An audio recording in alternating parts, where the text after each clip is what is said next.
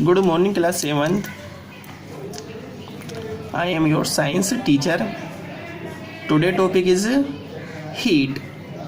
ठीक है, इस क्लास में हम हीट के बारे में पढ़ेंगे, ये होती क्या है और ये हमारी डेली रूटीन में किस तरह से काम आती है, ये अपनी डेली लाइफ को किस तरह से इफ़ेक्ट करती है। ठीक है, सो हम स्टार्ट सबसे पहले करेंगे मीनिंग ऑफ हीट।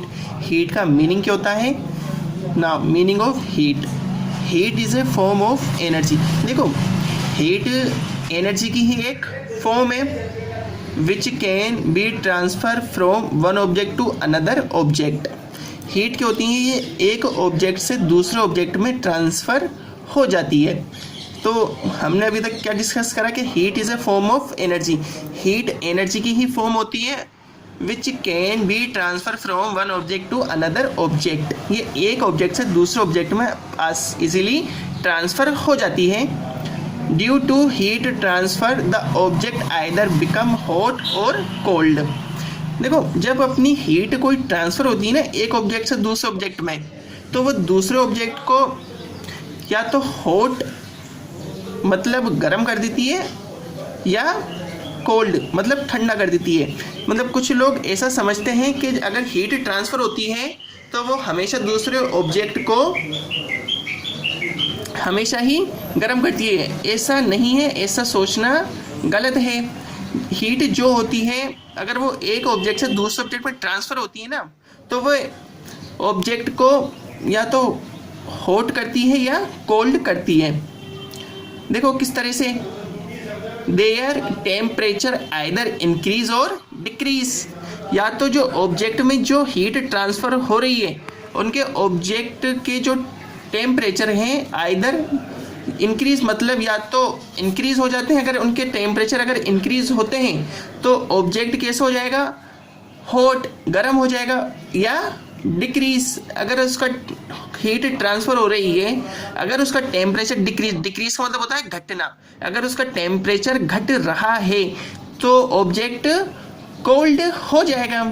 ठीक है, सो अब हम ये सीखेंगे आगे आने वाले टॉपिक में कि हीट किस तरह से ट्रांसफ़र होती है।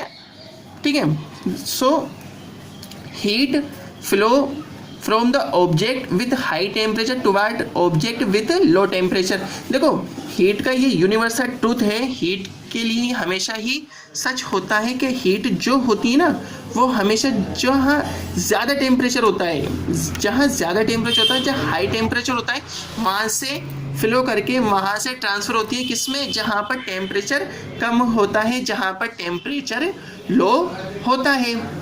The temperature of the object which release heat become low, whereas the temperature of the object which receive heat become small।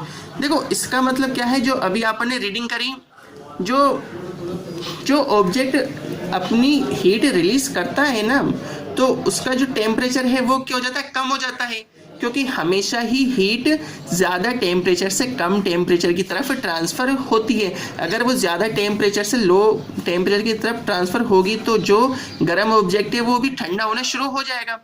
जबकि the temperature of the object which receive heat becomes, जैसे कोई object cold है तो heat उसकी तरफ आ रही है, अगर वो हीट को अगर रिसीव कर रहा है तो उसका टेम्परेचर भी बढ़ जाएगा ना अब इस कंडीशन में। तो इसका मतलब यही है, जहाँ से हीट आती है वो ऑब्जेक्ट तो हो जाता है उसका कम टेम्परेचर, और जो रिसीव करता है उस हीट को उसका टेम्परेचर हो जाता है ज़्यादा। ठीक है, द हॉट और cold objects exchange heat till the temperature of both becomes the same.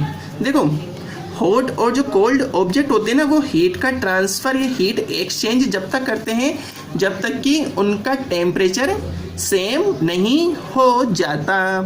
इससे हम इस तरह समझ सकते हैं, अगर अपन कभी गैस पे पानी गर्म करते हैं तो जो अपने जो गैस होती है उसका टेम्परेचर ज़्यादा होता है और जबकि अपना पानी ठंडा होता है, लेकिन जैसे जैसे अगर उसमें हीट ट्रांसफ़र हीट एक्सचेंज होना शुरू हो जाती है तो उस वाटर या उस पानी का टेम्परेचर भी गर्म हो जाता है ना।